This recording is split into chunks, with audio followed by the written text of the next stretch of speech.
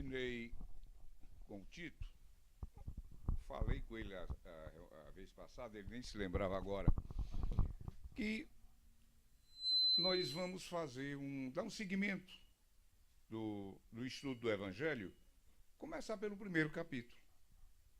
Na outra terça-feira que eu vier, é o segundo, e aí vai. Ah, mas isso aí. Não, ninguém é obrigado a seguir, mas é uma maneira de. Se eu vou falar alguma coisa aqui, a pessoa já estimula para a pessoa dar uma lidazinha. Então, hoje é o primeiro capítulo do Evangelho. Próxima terça-feira será o segundo capítulo. E assim por diante. Se tiver alguma alteração, alguma coisa, uma data festiva ou coisa que o valha, quiser mudar, a gente muda. Não tem. Aqui esse cronograma foi ideia minha para ficar mais didático para o nosso curso. E hoje, o primeiro capítulo tem o seguinte título: Eu não vim destruir a lei. E o primeiro parágrafo, ele fala, em Mateus, capítulo 5, versículos 17 e 18. Não penseis que vim destruir a lei ou os profetas. Eu não vim destruí-los, mas dar-lhes cumprimento, porque eu vos digo em verdade que o céu e a terra não passarão antes que tudo o que está na lei não seja cumprido perfeitamente, até um único iota e um só ponto. Mateus, capítulo 5, versículos 17 e 18. Mas a gente tem que entender uma coisa, que esse Cristo, este que disse isto, desde o início da criação do planeta, da criação do universo, do nosso planeta principalmente, ele já está nos protegendo. Ele já está de olho no nosso planeta. Ele não chegou aqui há 2000 anos atrás como Jesus Cristo. Não. Este Cristo, ele já existia para cuidar do nosso planeta. E aqui ele fala nas 3 revelações para falar nesse camarada que veio com um propósito diferente do profeta Moisés. Como assim? O povo hebreu foi um povo escolhido por Deus. Por quê? Era aquele povo que acreditava num só Deus, num Deus único. Então um povo tinha que ser escolhido para isso.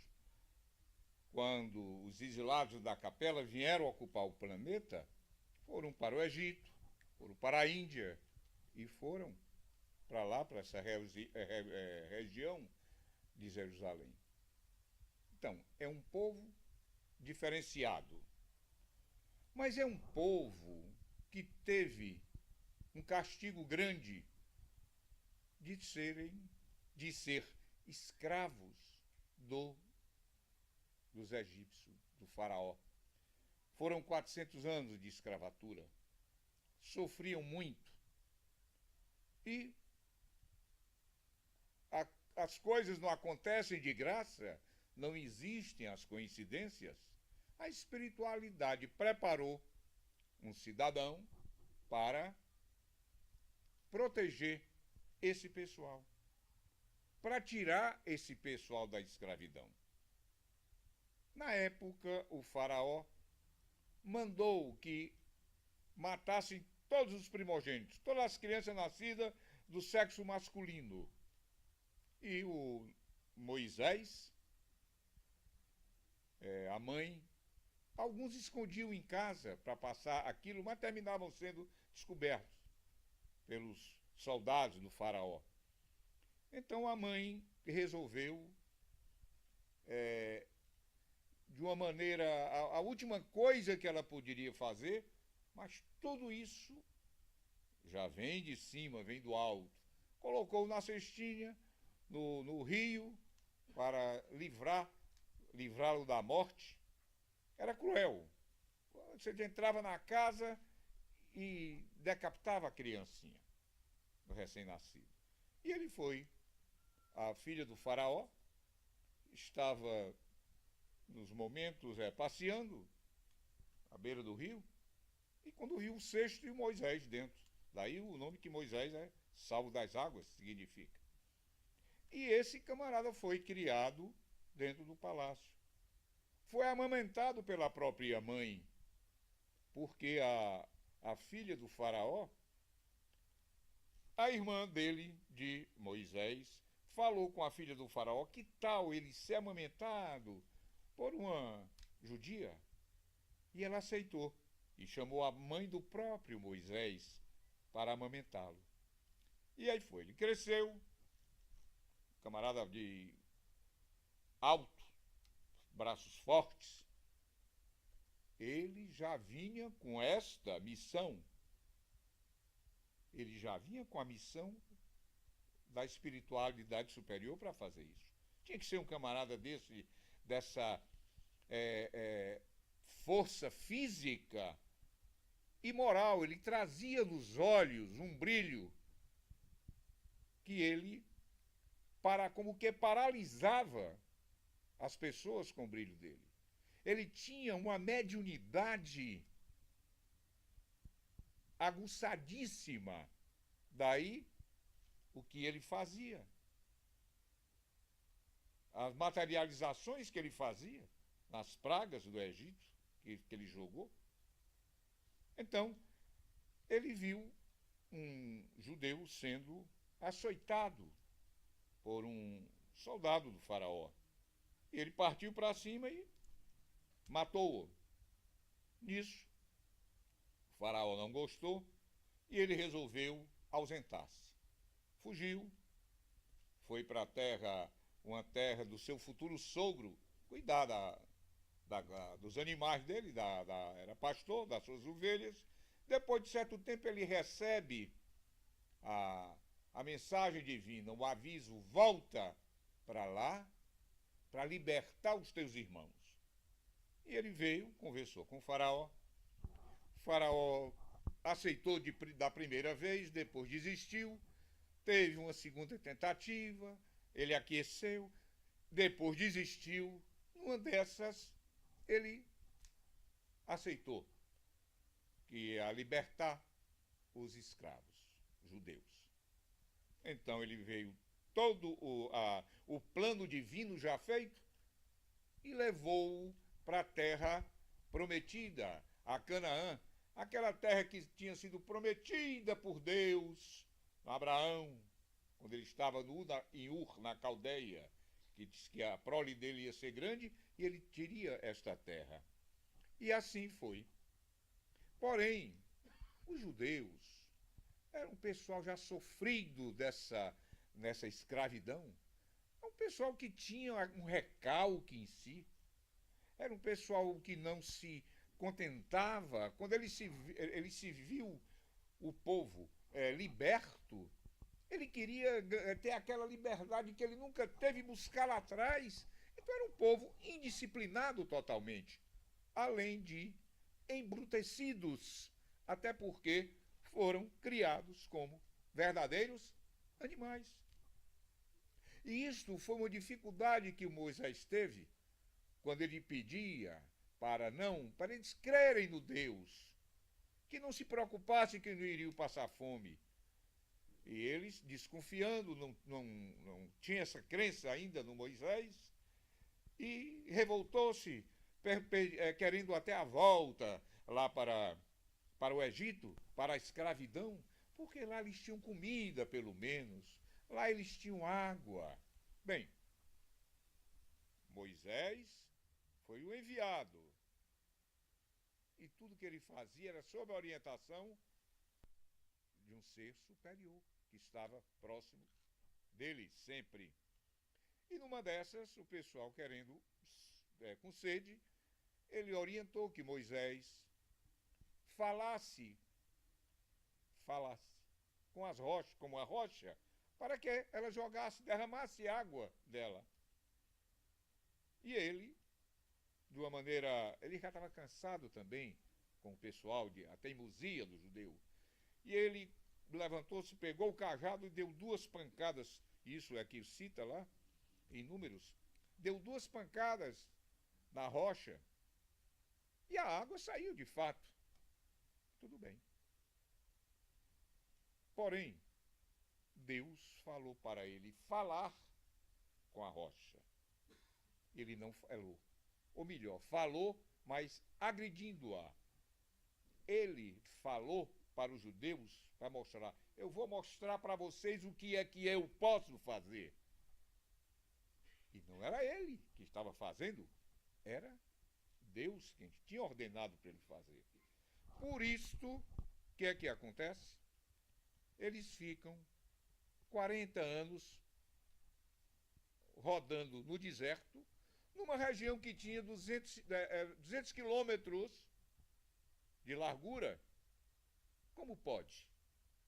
200 quilômetros de largura e a pessoa passar 40 anos volteando.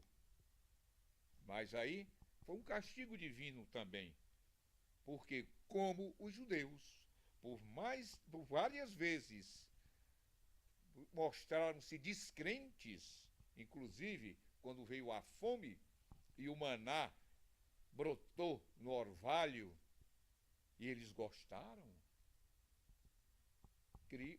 Deus já estava chateado com ele. Mas por causa de uma besteira dessa, fazer uma coisa dessa, o propósito não foi somente este. Chegando próximo à cidade, à terra prometida, Deus tinha algo melhor para Moisés. Não seria a Jerusalém prometida, seria a Jerusalém celestial. E com 120 anos de idade, já na época de se aposentar dos seus trabalhos, o Deus dá esse presente para ele.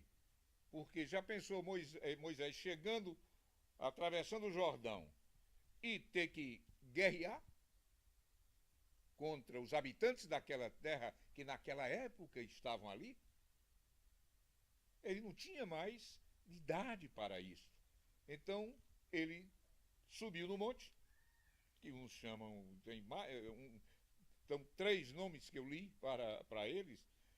Inclusive, o crítico da história diz que isto não é tão bem comprovado. Quem quiser acreditar, que acredite. Mas essas coisas, mesmo sendo lendas, é como a palavra, é o espírito da palavra. O que interessa são os ensinamentos que a gente tira daí, da obediência a Deus, da bondade de Deus para com esse povo, da bondade de Deus para com Moisés. Certo é que Moisés morre e até hoje não se encontra o local da sepultura de Moisés. Diz que ele foi arrebatado por Deus. Por isto que a lei de Moisés era a lei mosaica. Ele recebeu nesse ínterim a tábua com as leis divinas, que são imutáveis para todo mundo até hoje. Já as leis mosaicas, elas são variadas e de acordo com a época, como era na época um pessoal embrutecido, e era comum também na antiguidade os chefes de famílias, chefes de tribo, de comunidades, quando faziam suas leis, para que o pessoal temesse, eles diziam que era coisa divina, que recebeu do alto. Então, os judeus acreditavam, sim, que aquelas leis de Moisés, as leis civis, o Pentateuco, também tinha sido enviada por Deus. É a lei do olho por olho e dente por dente. Mas nós temos que ver que nós estamos há 1500 anos antes de Cristo. Como é que seria, na época, a evolução espiritual do povo que habitava aquela região. Ou melhor, habitava o planeta em si. Quase que primitivos. Eles não tinham conhecimento elevado de nada. De moral também não tinham, não poderiam ter. Se eles não tinham conhecimento, eles não poderiam ter, acompanhando a moral. Então, a hora o homem sabe, propícia para tudo que acontece, para a lei do progresso seja aplicada.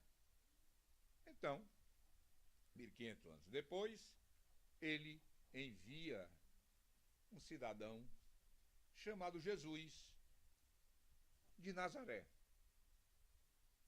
que nasceu em Belém. A história vocês sabem. E ele veio com o intuito não de modificar a lei, mas ele veio noutra época em que os espíritos já estavam mais elevados. Então, ao invés de ele trazer o chicote, de ele trazer o castigo, ele trouxe o outro lado da folha. Ele trouxe o amor. Quem que poderia, na época de Moisés, perdoar? Quem que poderia, na época de Moisés, dar a outra face quando fosse agredido? Isso era impossível naquela época. Então chegou o momento, mais uma vez, de Deus enviar esse avatar, o maior dos avatares, para modificar o clima espiritual do nosso planeta. E isso foi muito difícil, porque foi preciso muito tempo para preparar o planeta para Cristo ter condição de chegar aqui. Devido justamente à vibração dele era totalmente diferente do pessoal daqui. Para isso vieram levas e levas de espíritos superiores, vamos chamar de anjos, preparando o cenário, preparando o ambiente. Dizem 100 anos foi o tempo necessário para que Cristo chegasse aqui. Aquele preparo todo da pessoa que iria recebê-lo, aquele útero divino, que nós sabemos a história. E este menino, já ainda menino, enfrenta sacerdotes no templo com a sua maneira adulta de opinar sobre religião.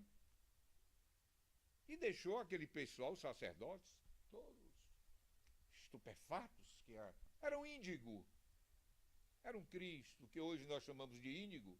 Quando nós vemos um menino, como tem no YouTube, de 4 anos de idade, tocando música clássica, Chopin, e aí vai, todos, sem nunca ter estudado.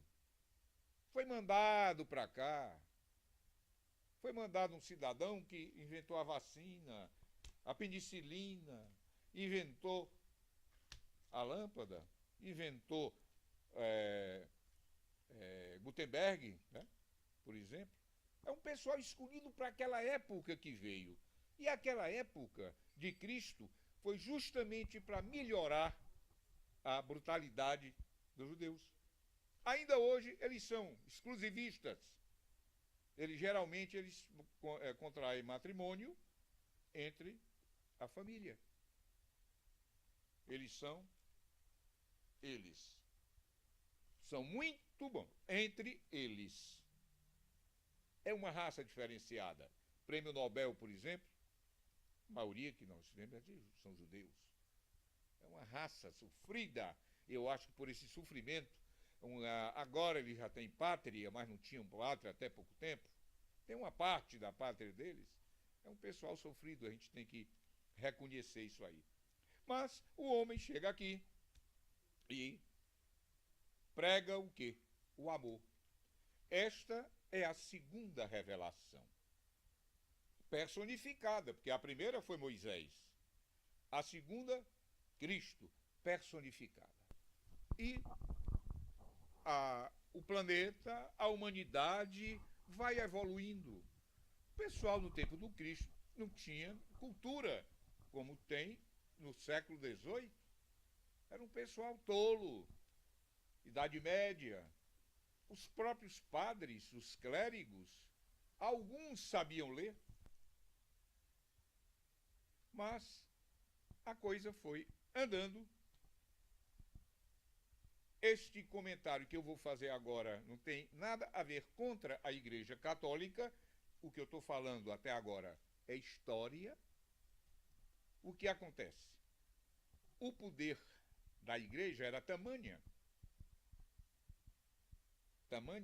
que eles manobravam a nobreza, eles manobravam os príncipes, os reis, tudo passava no crivo da Igreja. E ela, aquilo que não fosse, ou tivesse, vamos dizer, fosse alguma coisa contra ela, que ela pensava, ela condenava na hora. Para vocês terem ideia, quem fazia chá de cidreira, chá de laranja, folha de laranja, o pessoal que fazia homeopatia da época, era considerado bruxo e ia para a Santa Inquisição, ia para a fogueira. Nicolau Copérnico teve que negar que o sistema era heliocêntrico, porque eles diziam que a Terra, o homem é que era o centro da coisa, era a Terra. E ele teve que negar. E depois foi comprovado que o sistema era o heliocêntrico. E isso foi. Eles freavam o progresso da ciência. E, ao mesmo tempo, recebiam terras, eram livres de pagamento de impostos. E tinha terra em todo canto. O pessoal, claro, foi nascendo gente de propósito divino para melhorar a cultura, para melhorar o conhecimento, e ameaçou a Igreja. Dentro da sua própria Igreja, teve o nosso amigo Lutero, que foi contra a venda de indulgências, para poder fazer a capela, a igreja, a catedral, né, de São Pedro, lá no Vaticano. Quem ia para o céu pagava tanto, tinha um passaporte para ir para o céu. E com isso foi construída a igreja. Lutero foi contra, uma das coisas. E com ele conseguiu outros seguidores, como Calvino, que também foi de isenção da Igreja Católica. Tinha que acontecer para dar o quê? Para respirar a ciência. Para respirar o quê? A filosofia. Nesta época, século já 17, começa uma ebuliçãozinha da coisa. Começa a aparecer os pensadores, começam a vir a vontade da liberdade de pensamento, que passava tudo no crivo da igreja. Vem o iluminismo, século das luzes, século da razão, era da razão, porque eles abafaram de certa maneira o clero, que chegou a ter uma função básica e principal e quase única na época, era o ensino. Por isso é que nós temos a Companhia de Jesus em vários países do mundo. E tem colégios, como o Colégio Santo Inácio, que eu estudei lá, Cristo Rei. Bem, então, as coisas vão acontecendo como que tinha que ser, como eu disse essa palavra umas 4, 5 vezes, uma coisa divina, porque não existe coincidência. Veio naquela hora certa, veio o pensamento dos filósofos, veio a descoberta a Revolução Industrial. Muda toda aquela sociedade. A nobreza cai, o proletariado toma conta, quer o terceiro Estado, cresce a vontade de progredir, e há o progresso. Nessa época mesma, a mulher teve até alguma projeção, quando os maridos iam para as cruzadas, ou quando os maridos, elas ficavam no lugar dos maridos a trabalhar, a fazer o serviço que o marido fazia. Aí começou a ser mais bem olhada com mais respeito. Inclusive, até não chega para lá que elas estavam muito saidinhas. Aí os homens, opa, vamos devagar. Aí, ainda hoje existe uma diferença de salário entre os dois sexos, né? A gente sabe disso. Mas, em compensação, tem mulher dirigindo o jato. Inclusive, desse avião que trouxe os corpos do pessoal lá de Medellín, era uma pilota, era uma mulher que vinha, um dos aviões, era uma mulher que vinha pilotando, comandante.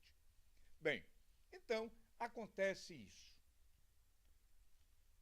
Porém, na época, como eu falei, de Cristo, ele não podia falar abertamente porque ele não tinha eco à sua voz. O pessoal era ignorante. E aí? E aí? Será que a gente vai pegar aquela parábola de Cristo e ver que ele saía batendo no pessoal, era com aquela grosseria toda? Até hoje a gente estava pensando assim. Mas aí ele diz, não é chegada a hora. Vai chegar um momento em que tudo o que eu disse, vocês vão entender de uma maneira fácil.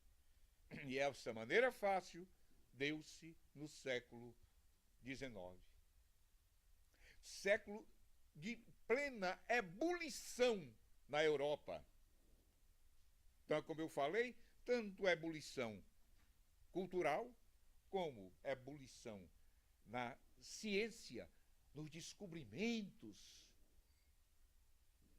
E nessa época é que um cidadão, que acontece em Hydesville, nos Estados Unidos, o primeiro fenômeno da mesa girante, o objeto se mover.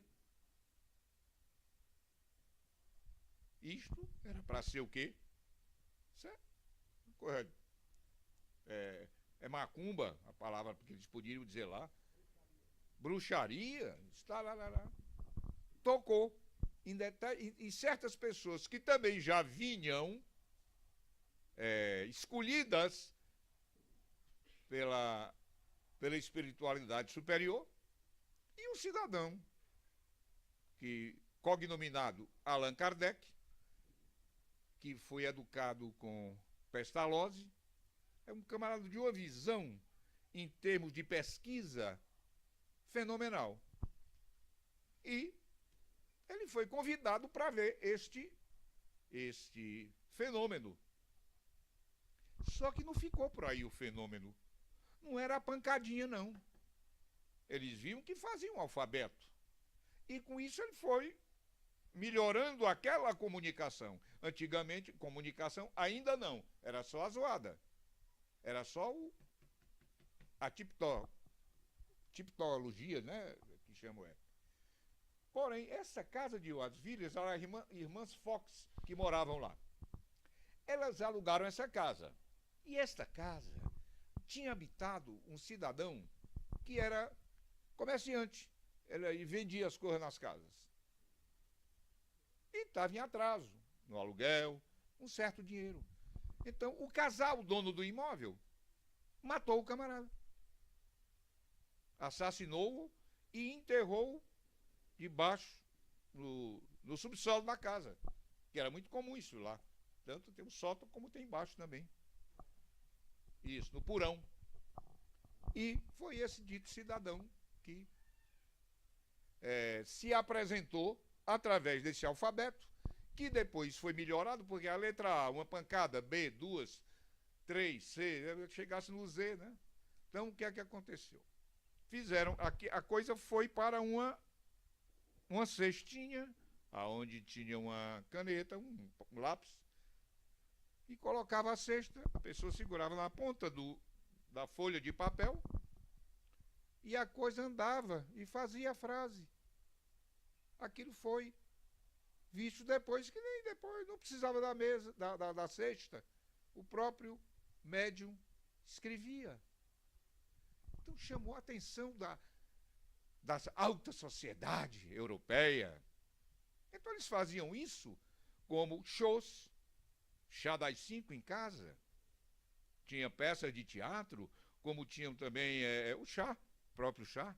Tinha um sujeito que tocava muito bem piano, um sujeito que declamava, ia lá. E tinha também a brincadeira da mesa girante, para ver as coisas se mexendo.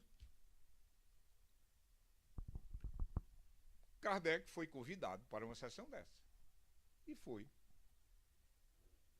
E ele, muito observador, tudo que ele colocava em mente, ele ia buscar razão de ser, fazia situações derivadas de não ser, e se não for assim, e for assim. Ele era muito criterioso nisso que ele fazia. E ele entrou mesmo para derrubar. E se encantou com a coisa. Porque ele já fazia uma coisa. Ele era estudioso do magnetismo. Allan Kardec era estudioso do magnetismo. Estudioso profundo do magnetismo. E aí, para frente, em 3 anos, é editado o Livro dos Espíritos. Aí começou a coisa. E aonde foi nos Estados Unidos, é que foi o primeiro país, vamos dizer, a receber e colocar a coisa para frente. William Crookes, que inventou o aparelho de raios catódicos, por isso que a gente assiste televisão, ele entrou para mostrar que aquilo tudo era farsa. Simplesmente, ele disse que não diria nem que pode ser. Tenho certeza. E quem era ele? Na Academia de Londres. Era o Sir William Crookes. Outra pessoa de evidência que não acreditava. Até que ele estava afastado, afastou-se da política, foi para uma ilha. E lá estava meio desgostoso da vida. Foi uma amiga dele para lá. E lá teve reunião. Victor Hugo, respeitadíssimo, literato, poeta. E aí a coisa cresceu. A coisa espalhou no mundo, com a credibilidade de que não era uma pessoa, não foi um Moisés, não foi um Jesus Cristo, mas foi uma coletividade em vários países diferentes que vinham com aquela mesma mensagem em cantos diferentes. E ele explicou, ele tornou a coisa clara, ele mostrou a toda a sociedade europeia e ao mundo que existia um outro lado. E o mais importante, que ela veio nos trazer, essa doutrina, é como se deve fazer aqui nessa existência para melhorarmos a outra existência. Então, aquilo que Cristo disse é o que o Espiritismo faz. Por isso é que o Espiritismo é chamado o cristianismo redivivo. Ele não muda os passos de Cristo. Ele continua o que Cristo nos deixou naquela época. Só de uma maneira bem clara, como vocês sabem. Uma maneira inteligente de ver as coisas. Uma fé racional. Mostrando que o homem é que é o responsável pelo seu crescer. Mostrando para o homem que nunca se tinha visto isso, a não ser os filósofos gregos, quem eu sou. Qual a igreja que vai se preocupar com isso? Quem eu sou? O que é que eu estou fazendo aqui? Por que é que eu estou aqui? Para onde eu vou? E a doutrina, ela faz isso também. Então, as três revelações: Moisés, Cristo e o Espiritismo. E nós estamos numa época natalina, comemorando o nascimento dele, e o aniversariante é que tem que ganhar presente. Não este costume que nós herdamos dos ingleses, de trocarmos presentes, mudar presentes para os outros. Ele é que deveria receber o presente. E o presente maior que ele quer é um só. É o que ele disse, é o que ele propagou, é o que ele veio e o que ele defendeu. Amai ao teu próximo como a ti mesmo. Fazei para o outro o que quer que façam contigo. É a nossa lei áurea. E já que nós estamos falando de Natal, para terminar, uma trovazinha para a gente ter cuidado e pensar. Deus menino não reclama, mas a verdade é cruel. No Natal, quem leva a fama é sempre o Papai Noel. Boa noite, muito obrigado a vocês.